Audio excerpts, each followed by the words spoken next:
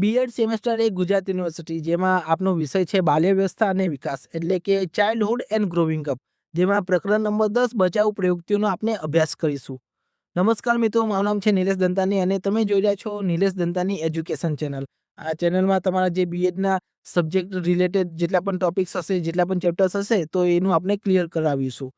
આજે આપણે વાત કરીશું બચાવ પ્રયુક્તિઓ, જે ડિફેન્સ મેકેનિઝમ છે, તો એના વિશે આપણે વાત કરીશું.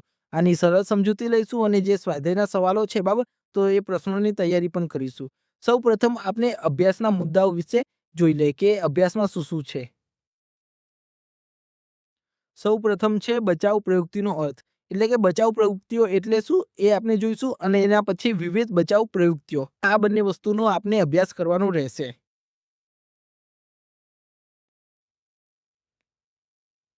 બચાવ પ્રવૃત્તિઓ એટલે શું? સૌ પ્રથમ આપણે આ પ્રશ્નનો જવાબ મેળવીએ.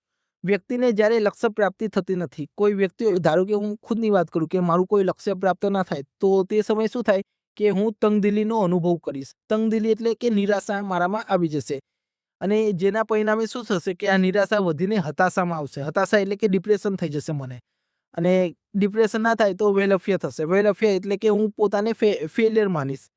અને આ પ્રકારની જે માનસિક તંગદિલી છે, માનસિક નિરાશા છે, તો એ હળવી કરવા માટે હું શું કરીશ, કેટલાક ઉપાયોનો આશરો લઈશ.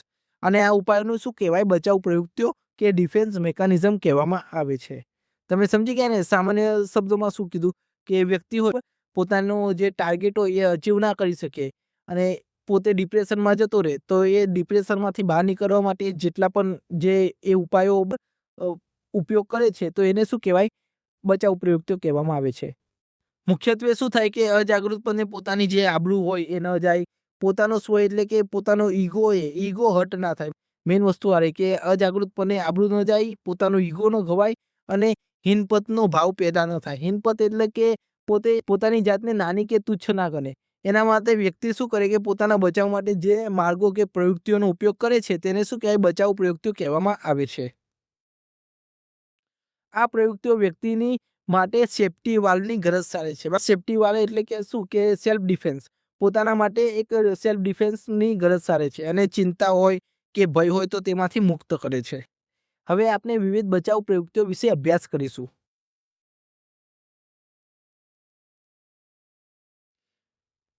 સ્થાનાંતર એટલે શું? ડિસ્પ્લેસમેન્ટ. અહીં શું થશે કે પોતાની જે માનસિક તંગદિલી હોય, એટલે કે કોઈ વ્યક્તિ હોય એ માનસિક રીતે નિરાશ થઈ ગયો, તો એ નિરાશાને હળવી કરવા માટે શું કરશે, એ પોતાનો જે આક્રમક ભાવ હોય એ અન્ય પ્રાણી કે પદાર્થ તરફ વાળી દેશે.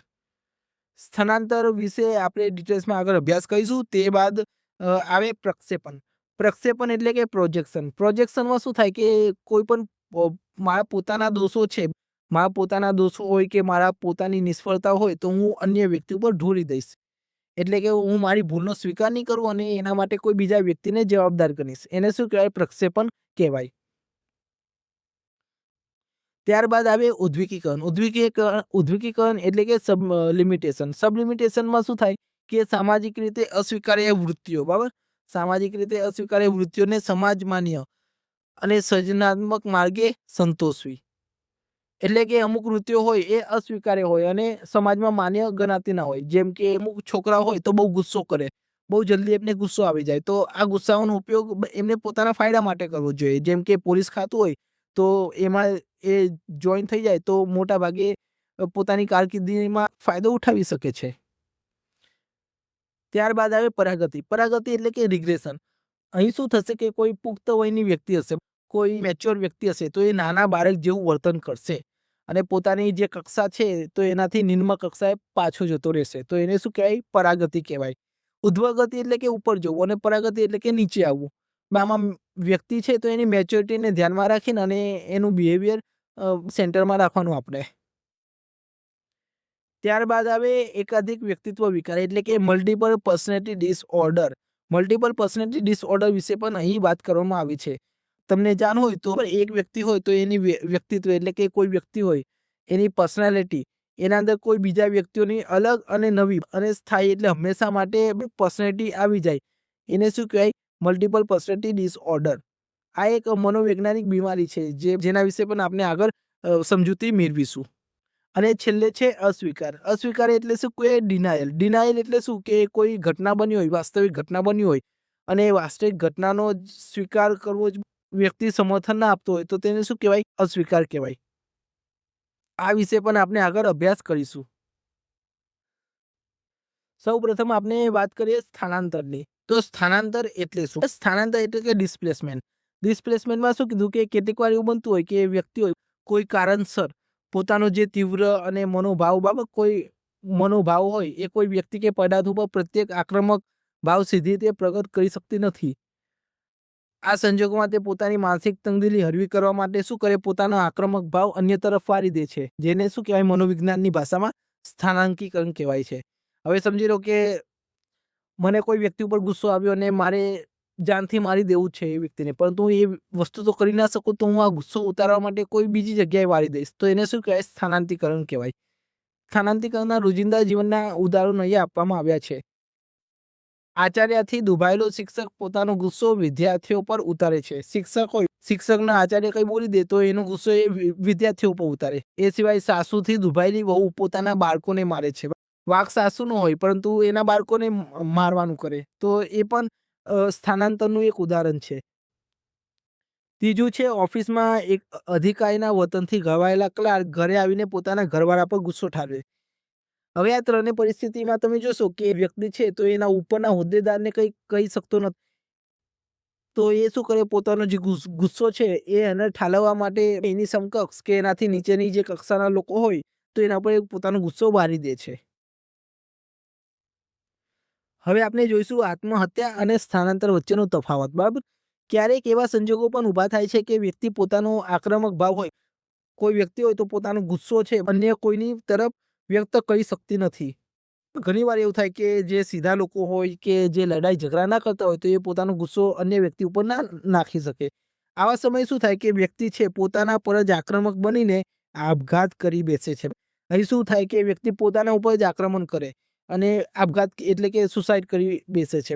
આમ આપઘાત કે આત્મહત્યાનું પગલું એ એક પ્રકારની સ્થાનાંતરિત આક્રમકતાનો જ આવી ભારે એટલે કે પ્રકાર છે.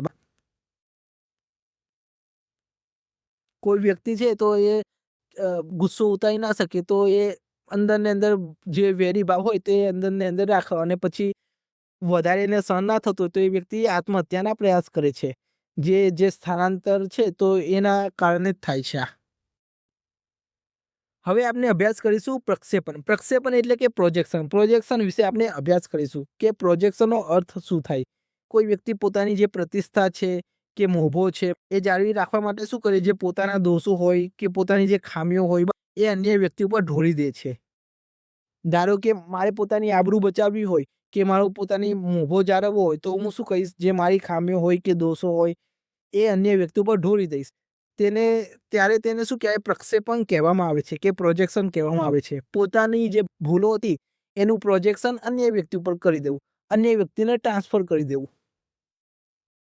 બીજા શબ્દોમાં કહીએ તો તે પોતાના જે દોષો હોય, સત્યો હોય કે આરોપણ હોય કે આરોપ લાગ્યા હોય તો એ બીજાના માથે ચઢાવે છે. દોષો ચઢાવે પછી સત્યો એટલે નુકસાન થયું હોય તો નુકસાનનું કારણ પણ બીજાને જણાવે અને કોઈ આરોપણ એટલે કે એના ઉપર કોઈ ખરાબ આરોપ નાખ્યો તો એનું કારણ પણ એ અન્ય વ્યક્તિને જણાવે છે. સ્વરૂપ અને લાક્ષણિકતા. પ્રક્ષેપણની જે લાક્ષણિકતા અને સ્વરૂપ છે તો એમાં શું વાત કરેલી છે? પ્રક્ષેપણ એ એક પ્રકારની આક્રમકતાનો આવિર્ભાર્ય છે. આવિર્ભાર્ય એટલે કે પ્રકાર છે. આમ તો પ્રયુક્તિને યૌક્તિકીકરણનું બીજું સ્વરૂપ માનવામાં આવે છે. યૌક્તિકીકરણ એટલે શું? તો એના વિશે તમને જણાવી દઉં. જે યૌક્તિકીકરણ છે તો એ સાહજિક પ્રક્રિયા છે. જેના અંદર શું થાય કે વ્યક્તિ પોતાની ઉણપમાંથી બચાવવા માટે, નિષ્ફળતાઓ માટે બીજાને કારણભૂત ગણાવે છે. પેલું કહેવાય ને કે વાંક હંમેશા સામેવાળાનો હોય. એવી રીતે જે પોતાની ભૂલો હોય તો એના માટે અન્યને કારણભૂત ગણાવે છે. એને શું કહેવાય? યૌક્તિકીકરણ. અને જે પ્રક્ષેપણ છે એ યૌક્તિકીકરણનું જ સ્વરૂપ છે. અહીંયા થોડા ઉદાહરણો આપવામાં આવ્યા છે એ જોઈ લઈએ એટલે તમને વધારે ખ્યાલ આવે. કોઈ વિદ્યાર્થી છે પરીક્ષાના અંદર નાપાસ થઈ જાય એટલે કે એ ફેલ થઈ જાય તો એ શું કે પેપર અઘરું હતું અને પેપર અઘરું હોય અને એ સિવાય બીજું શું કે શિક્ષકે બરાબર તપાસ્યું નથી અને એના લીધે શું થાય કે પોતાની જે નિષ્ફળતા હોય એ નિષ્ફળતાનો ટોપલો શિક્ષકના માથે ચઢાવી દે. અમુક વાર એવું થતું હોય કે કોઈ શિક્ષક હોય એ સારા છે તો સારાના અંદર મોરો પોતતો હોય તો એના માટે ટ્રાફિકને જવાબદાર ગણાવે છે. આના લીધે અમુક પરિણામો થાય છે. સામાન્ય રીતે પ્રયુક્તિ માનસિક તંગદિલી ઘટાડે છે. તંગદિલી ઘટાડે એટલે કે જે માનસિક નિરાશા હોય તો એનો ઘટાડો કરે છે. પરંતુ આનો વધારે આપણે ઉપયોગ કરીએ તો તેમાંથી માનસિક વિકૃતિઓ પણ જન્મે છે. આપણે જૂઠ બોલવાનું શરૂ કરી દઈએ, એ સિવાય વાતે વાતે ખોટું બોલવાનું આપણી આદત કે ટેવ આવી જાય. આ એક કુટેવ ગણાય. ત્યારબાદ આવે ઉદ્વિકીકરણ. ઉદ્વિકીકરણ એટલે કે સબલિમિટેશન. સબલિમિટેશન વિશે અહીંયા જણાવવામાં આવ્યું છે. એક મનોવૈજ્ઞાનિક હતા ફ્રોઈડ નામના, તો એમને આ બાબતમાં વિશેષ પ્રદાન કર્યું છે. ફ્રોઈડ, આ નામ યાદ રાખજો તમે. જ્યારે વ્યક્તિ છે સામાજિક કે નૈતિક દ્રષ્ટિએ અસ્વીકાર્ય વૃત્તિઓ હોય, અમુક દ્રષ્ટિઓ હોય એ સમાજની રીતે અસ્વીકાર્ય હોય અને સહજ રીતે સંતોષી ન શકે, ત્યારે શું થાય, તે વૃત્તિઓ હોય તો એ સમાજ માન્ય રીતે સંતોષવાનો તે પરોક્ષ કે આડકતરી રીતે પ્રયાસ કરે છે. તેને શું કહેવાય? ઉદ્વિકીકરણ કહેવામાં આવે છે. સરળ શબ્દોમાં આપણે કહીએ તો સામાજિક રીતે અસ્વીકાર્ય વર્તન હોય. સમાજમાં અમુક વર્તન અસ્વીકાર્ય હોય અને એની સ્થાને સ્વીકાર્ય વર્તન મૂકીને અને માનસિક તંગદિલી એટલે કે જે નિરાશા હોય એને હળવી કરવાનો આ પ્રયાસ છે. આ એક રચનાત્મક બચાવ પ્રયુક્તિ છે. તેને એક ક્ષતિપૂર્ણ કે એક જ પ્રકારે માનવામાં આવે છે. હવે તમને આનો ઉદાહરણ આપું એટલે વધારે ખ્યાલ સ્પષ્ટ થાય. પણ બાળકોમાં રહેલી લડાયક વૃત્તિને ઉદ્વિકીકરણ કરવા માટે રમતગમત કે અન્ય સ્પર્ધાઓનું આયોજન કરવું જોઈએ, જેથી તેમની ઉર્જા યોગ્ય માર્ગે વળે. અમુક છોકરાઓ હોય તો તમને ખબર હોય કે લડાયક વૃત્તિના હોય, લડાઈ જ કરતા હોય, તો એવા છોકરાઓને શું કરવાનું કે જે રમતગમત હોય તો એમાં કે સ્પર્ધાઓનું આયોજન કરવાનું અને જેમની ઉર્જા છે તો એને સીધી જગ્યાએ ઉપયોગમાં લેવાની. પ્રેમના અંદર હતાશ થયેલી વ્યક્તિ, પ્રેમના અંદર હતાશ એટલે કે પ્રેમમાં કોઈ વ્યક્તિને દગો મળ્યો હોય તો તેવી વ્યક્તિ ચિત્રકલા હોય, સંગીત કલા હોય કે સાહિત્ય સર્જન હોય તો આમાં જઈને અને સર્જનાત્મકતાનો માર્ગ અપનાવીને પોતાની જે જાતીય વૃત્તિ હોય એને ઉદ્વિકીકરણથી વ્યક્તિ અને સમાજનું શ્રેય સાધે છે. અમુક વસ્તુઓ આવું થાય કે જે પોતાને અપમાન મળ્યો હોય તો અપમાનનો બદલો સારી જગ્યાએ વારવા માટે વધારે મહેનત કરે, વધારે સક્ષમતા દાખવે અને એનો ફાયદો એને પણ મળે, એ વ્યક્તિને પણ મળે અને સમાજને પણ મળે. એ સિવાય ફાયદા અને પરિણામ. ફાયદા અને પરિણામ કીધા ઉદ્વિકીકરણના. ઉદ્વિકીકરણથી શું થાય? એક તો વ્યક્તિ છે અને એક સમાજ છે, બંનેને ફાયદો થાય અને વ્યક્તિની માનસિક અસંતોષ દૂર થાય છે. પણ વ્યક્તિ હોય તો એ સમાજ ઉપયોગી બને અને રચનાત્મક બને. તો આટલા બધા ફાયદા એ ઉદ્વિકીકરણથી પ્રાપ્ત થાય છે. હવે આપણે અભ્યાસ કરીશું પરાગતિ વિશે. પરાગતિ એટલે શું? તો સામાન્ય શબ્દોમાં કહું તો પુખ્ત વયની વ્યક્તિ હોય જ્યારે નાના બાળક જેવું વર્તન કરે તો તેને શું કહેવાય? પરાગતિ કહેવાય. કોઈ વ્યક્તિ જેની મેચ્યોરિટી હોય, એની વિકાસની કક્ષા હોય એના કરતાં ઓછી પરિપક્વતાની વિકાસની કક્ષાએ પહોંચી જાય અને નિમ્ન કક્ષાએ પહોંચી જાય અને જે પાછા જવાની ક્રિયા હોય તો એને શું કહેવાય? પરાગતિ કે પરાગમન કહેવામાં આવે છે. સામાન્ય સમજૂતી મુજબ શું કીધું કે જે મેચ્યોર વ્યક્તિ હોય, પુખ્ત વયની હોય તો એનું નાના બાળક જેવું વર્તન કરવું. અહીં કેટલાક ઉદાહરણો આપવામાં આવ્યા છે. એ પ્રમાણે આપણે જોઈએ કે પુખ્ત વયનો કોઈ વ્યક્તિ હોય એ કાલું કાલું બોલવાનું ચાલુ કરે, પછી ઘૂંટણિયા તાને એટલે કે પોતાના ઘૂંટણથી નીચે જુએ. એ સિવાય માથું પછાડે અને જમીન ઉપર શું કરે? આરોટવા લાગે. એટલે કોઈ પુખ્ત વયની ઉંમરની વ્યક્તિ ભાઈ જેવા વર્તન કરતા હોય તો એને શું કહેવાય? પરાગતિ કહેવામાં આવે છે. મનોવૈજ્ઞાનિક અસર ને પરિણામ. આના લીધે શું થાય કે જે આ પુખ્ત વયની ઉંમરની વ્યક્તિ છે એ પોતાની વિકાસની જે અવળી દિશાને ચાલે છે. પુખ્ત કક્ષાએ પહોંચ્યા પછી આવું શિશુ સહજ વર્તન કરવું એ એક મનોવૈજ્ઞાનિક દુર્બળતાનો નમૂનો છે. વર્તમાન વાસ્તવિક પરિસ્થિતિનો સામનો કરવાને બદલે વ્યક્તિ પોતાની આવશ્યક પૂર્તિ માટે અવળી રીતે ગતિનો આશરો લે છે. આ પરાગતિ છે તો એમાં શું કીધું કે આ પ્રયુક્તિ અપનાવવાથી શું થાય? વ્યક્તિ છે તો એની માનસિક તંગદિલી એટલે કે નિરાશા હળવી થતી નથી. એની બદલે શું થાય કે ઉલટાનું વ્યક્તિની માનસિક સ્થિતિ હોય તો એ દુર્બળતાનો ભોગ બને છે. હવે આપણે વાત કરીશું એકાધિક વ્યક્તિત્વ વિકાર એટલે કે multiple personality disorder. Multiple personality disorder છે તો એનું અન્ય નામ છે ડિસોસિએટિવ આઇડેન્ટિટી ડિસઓર્ડર. આમાં શું થાય કે વ્યક્તિ છે તો પોતાની જે પર્સનાલિટી છે તો એમાં તો રહે, એ સિવાય અન્ય વ્યક્તિની પર્સનાલિટીમાં જતો રહે. આ એક એવી પરિસ્થિતિ છે જેમાં વ્યક્તિનું વ્યક્તિત્વ બે અથવા વધુ તદ્દન અલગ અને સ્થાયી એવા વ્યક્તિત્વમાં વિભાજિત થાય છે. સામાન્ય રીતે શું થાય ખબર છે કે વ્યક્તિ હોય એનું વ્યક્તિત્વ તો રહે છે, એ સિવાય અન્ય બે વ્યક્તિત્વમાં જતો રહે છે અને જે અન્ય બે વ્યક્તિનું જે પર્સનાલિટી હોય એ સ્થાયી એટલે કાયમી હોય છે અને બિલકુલ અલગ હોય છે. વર્તન અને લક્ષણો, તો અહીંયા વર્તન અને લક્ષણો વિશે વાત કરવામાં આવી છે. આ પ્રકારની માનસિક વ્યાધિ ધરાવતી વ્યક્તિ અલગ અલગ સમયે અલગ વ્યક્તિ હોય છે અને તે રીતે વર્તન કરે છે. તે ઓછામાં ઓછા 2 અને વધુમાં વધુ વ્યક્તિત્વ ધરાવતી હોવી જોઈએ.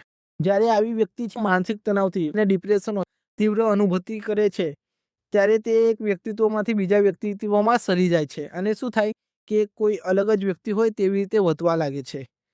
આમાં શું થાય કે સમજી લો કે મને આ બીમારી થઈ ગઈ મલ્ટિપલ પર્સનાલિટી ડિસઓર્ડર, તો હું મારું વ્યક્તિત્વ તો જારી રાખીશ, એ સિવાય અન્ય 2 કે તેથી વધુ લોકોનું વ્યક્તિત્વ મારી અંદર આવી જશે. એટલે એમનું વર્તન કરીશ, એમની અસરો મને થશે.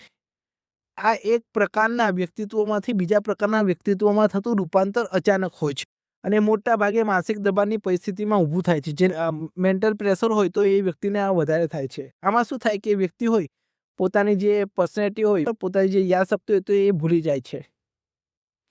કોઈ એક ઓળખ ધારણ કરીને વ્યક્તિ જે કંઈ વ્યવહારિક વર્તન કરે છે તેની સ્મૃતિ જ્યારે બીજું વ્યક્તિત્વ ધારણ કરે છે ત્યારે હોતી નથી. જો કે તેના વ્યક્તિત્વમાં જોવા મળતું આ પરિવર્તન આસપાસના લોકો દ્વારા સ્પષ્ટ રીતે નોંધનીય હોય છે. અહીંયા તમને એક ઉદાહરણ આપેલું છે, અપરિચિત મૂવી છે, તો એના અંદર આ જે કેરેક્ટર હોય નંબી નામનું, તો એને આ મલ્ટિપલ પર્સનાલિટી ડિસઓર્ડરની બીમારી હોય છે.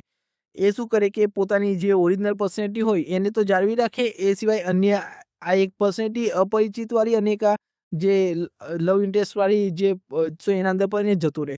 આમ એક વ્યક્તિ છે તો અન્ય 2 કે 2 થી વધુ પર્સનાલિટીના અંદર જતો રહે અને એથી પોતાનું જે કેરેક્ટર હોય એ ભૂલી જાય અને એ પ્રમાણે વર્તન કરે.